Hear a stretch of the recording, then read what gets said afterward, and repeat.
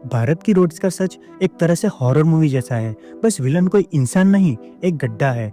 2022 में पॉटहोल्स की वजह से 4446 एक्सीडेंट्स हुए, उसमें 1856 लोगों की जान चली गई। और हर मानसून के बाद लगता है रोड्स बनाई ही नहीं, बस एक टेम्पररी कारपेट बिछाया जो पानी आते ही उड़ गया। सोचो, हाईवे प्रोजेक्ट्स पे 20 लाख करोड़ का काम चल रहा है, लेकिन हमारे रोड्स 3 से 5 साल से ज्यादा क्यों नहीं टिकते? जबकि वर्ल्ड रोड एसोसिएशन के मुताबिक जापान और चाइना जैसे देशों में वही रोड 15 से 20 साल चलती है। चलिए आज रोड इंफ्रास्ट्रक्चर के पीछे की क्रोनोलॉजी को समझते हैं। आप क्रोनोलॉजी समझ लीजिए।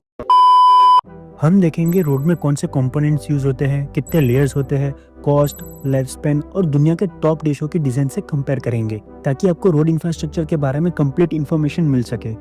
रोड बनाने के लिए छोटी छोटी चीजें मिलकर एक बड़ी इंफ्रास्ट्रक्चर रेडी करती है। सबसे पहले चाहिए होता है एग्रीगेट्स, यानी क्रश स्टोन्स, ग्रेवल और सैंड। ये रोड्स की बैकबोन होती है। फिर आता है बिटुमिन, जिसे लोकली डामर भी कहते हैं, एक स्टिकी सब्सटेंस जो सबको जोड़ता है। कंक्रीट रोड्स के लिए सीमेंट और कभी कभी स्टील मेस भी यूज होता है। आज के दौर में जियो टेक्सटाइल्स और पॉलीमर्स भी आते हैं जो रोड को एक्स्ट्रा स्ट्रेंथ देते हैं। ज्यादातर ये मटेरियल्स इंडिया में ही मिलते हैं।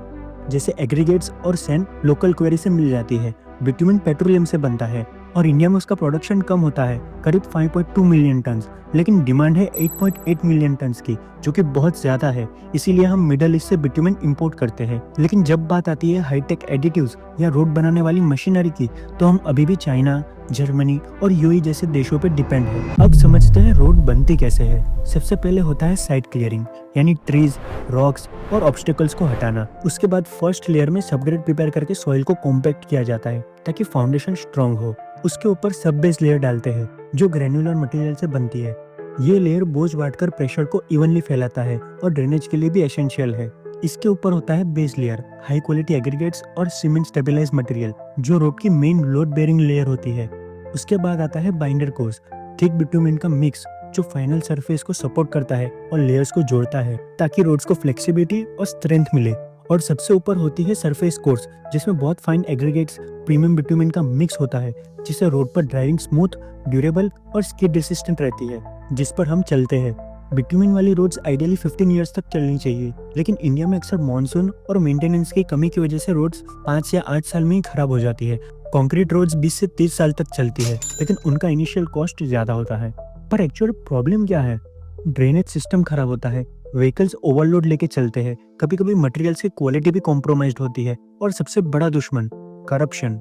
हर 5 से 7 साल में तो रिपेयरिंग या पैचवर्क होना ही होता है। कई शहरों में तो हर मानसून के बाद रोड रिपेयर का बजट रेडी रहता है। ये कोई कोइंसिडेंस नहीं, बल्कि सिस्टम की प्लानिंग और मेंटेनेंस पर सवाल उठाता है। तो चलिए अब पैसे की बात करते हैं। एक नेशनल हाईवे बनाने का कॉस्ट लगभग 8 से 12 करोड़ पर किलोमीटर होता है, और लोकल रोड्स 1.5 से 2.5 करोड़ पर किलोमीटर के बीच में बनती है। यानी 100 मीटर का रोड बनाने में लगभग 15 to 20 लाख लग जाते हैं। ये पैसा किस चीज़ में जाता है?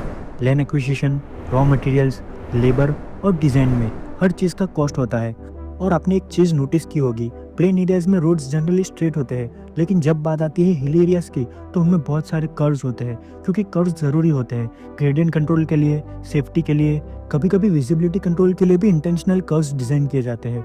अब बात करते हैं इंटरनेशनल कंपैरिजन की। चाइना की रोड्स अल्ट्रा फास्ट बनती है, वहाँ मशीनरी और ऑटोमेशन का लेवल हाई है, और उनके कॉम्पैक्शन स्टैंडर्ड्स भी बहुत स्ट्रिक्ट होते हैं।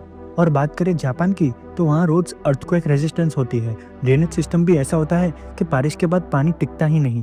मटेरियल्स की क्वालिटी भी वर्ल्ड क्लास होती है। तो फिर इंडिया में क्या कमी है? देखिए, इंडिया में low automation, inconsistent quality checks, corruption और प्लानिंग में गैप्स है। यही डिफरेंस ड्यूरेबिलिटी में फ़र्क क्रिएट करता है। लेकिन पिक्चर इतनी भी बुरी नहीं है। इंडिया भी इनोवेट कर रहा है। कर्नाटका और तमिलनाडु में प्लास्टिक रोड्स बन रहे हैं जो ज़्यादा ड्यूरेबल है। सूरत में स्टील स्लैग्स रोड्स बनाए जा रहे हैं जिसमें कॉस्ट कम है और लाइफ ज़्यादा। आंध्र प्रदेश में इकोफिक्स का यूज़ हो रहा है, एक फास्ट रिपेयर टेक्निक। इंडिया की रोड्स बदल रही है, नए मटेरियल्स, नए मेथड, नए टेक्नोलॉजीज आए। लेकिन अगर हम प्लानिंग, क्वालिटी कंट्रोल, इनोवेशन और करप्शन को मिनिमाइज करने पर ज़्यादा फोकस करें, तो हम भी चाइना और जापान जैसे स्ट्रॉन्ग और सस्टेनेबल रोड्स बना सकते हैं। और अगर आपको ये कंटेंट पसंद आया हो तो लाइक और शेयर ज़रूर करें, और कमेंट्स में बताएं आपके एरिया की रोड्स किस कंडीशन में है। मिलते हैं अगले एपिसोड में एक नए इंफ्रास्ट्रक्चर इनसाइट के साथ। तब तक के लिए ड्राइव सेफ।